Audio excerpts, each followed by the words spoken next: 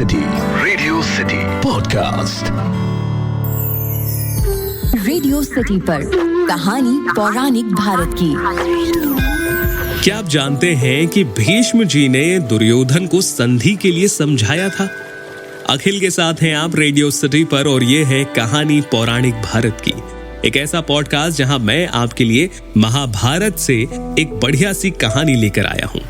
देखिए, ये कहानी आपको महाभारत के उद्योग पर्व के अंतर्गत यान संधि पर्व में पढ़ने को मिलेगी, जहां पर भीष्म दुर्योधन को समझाते हुए कहानी सुनाते हैं और कहते हैं कि एक समय की बात है, बृहस्पति शुक्राचार्य ब्रह्मा जी की सेवा में उपस्थित हुए। उनके साथ इंद्र सहित मरुदगण, अग्नि, वसुगण, आदित्य, साध्य, सप्तऋषि इत्यादि श्रेष्ठ अप्सराएं भी मौजूद थीं। वे सब देवता संसार के बड़े बूढ़े पितामह ब्रह्मा जी के पास गए और उन्हें प्रणाम किया। इसी समय देवता नर और नारायण ऋषि वहां से निकले, लेकिन उन्होंने ब्रह्मा जी को प्रणाम नहीं किया।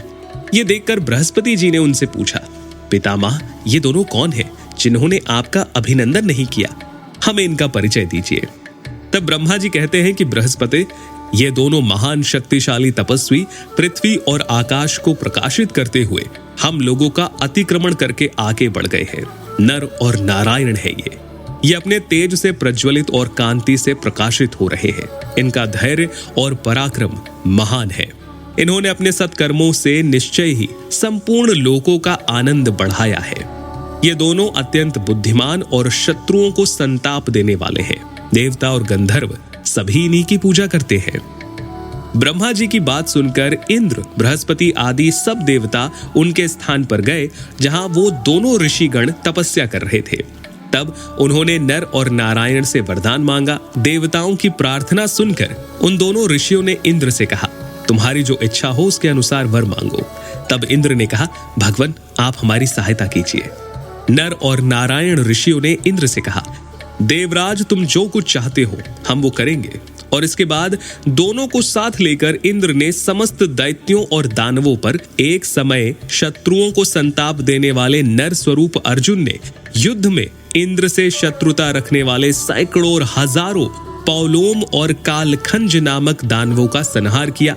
इस समय ये नर स्वरूप अर्जुन सब और चक्कर लगाने वाले रथ पर बैठे हुए थे, तो भी इन्होंने सबको अपना ग्रास बनाने वाले जंभ नामक असुर का मस्तक अपने एक तीर से काट दिया। इन्होंने ही संग्राम में 60,000 निवात कवचों को पराजित करके समुद्र के उस पार बसे हुए दैत्यों के हिरण्यपुर नामक नगर को तहस नहस कर दिया। शत्रुओं के नगर पर विजय पाने वाले इन महाबाहु अर्जुन ने खांडव दाह के समय इंद्र सहित समस्त देवताओं को जीतकर अग्निदेव को पूर्णतः तृप्त किया। इसी प्रकार नारायण स्वरूप भगवान श्री कृष्ण ने भी खांडव दाह के समय दूसरे बहुत से हिंसक प्राणियों को यमलोक पहुंचाया था। इस प्रकार ये दोनों महान पराक्रमी हैं। दुर्योधन, इस समय ये दोनों एक दूसरे से मिल गए हैं। इस बात को तुम लोग अच्छी तरह से देख और समझ लो। परस्पर मिले हुए महारथी वीर श्री कृष्ण और अर्जुन पुरातन देवता नर और नारायण है। ये बात विख्यात है। इस मनुष्य लोक में इन्हें इंद्र सहित संपूर्ण देवता और असुर भी नहीं जीत सकते। ये श्री कृष्ण नारायण है और अर्जुन नर माने गए हैं। नारायण और नर दोनों एक ही सत्ता है, परंतु लोक हित के लिए दो शरीर धारण करके प्रकट हुए हैं। ये दोनों अपने सत्कर्म के प्रभाव से अक्षय एवं ध्रुव लोकों को व्याप्त करके स्थित है।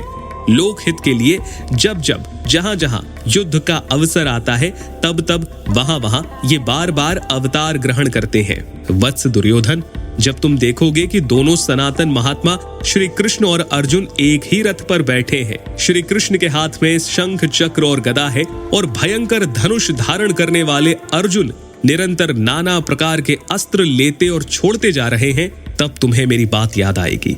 यदि तुमने मेरी बात नहीं मानी तो समझ लो, कौरवों का विनाश अवश्य ही निश्चित है। और इस प्रकार से पितामह भीष्म ने दुर्योधन को संधि के लिए समझाने की बहुत प्रयत्न किए। फिलहाल के लिए इतना ही। कहानी पौराणिक भारत की के आज के पॉडकास्ट में इतना ही। सुनते रहिए रेडियो सिटी। रेडियो सिटी पर कहानी पौराणिक भारत की।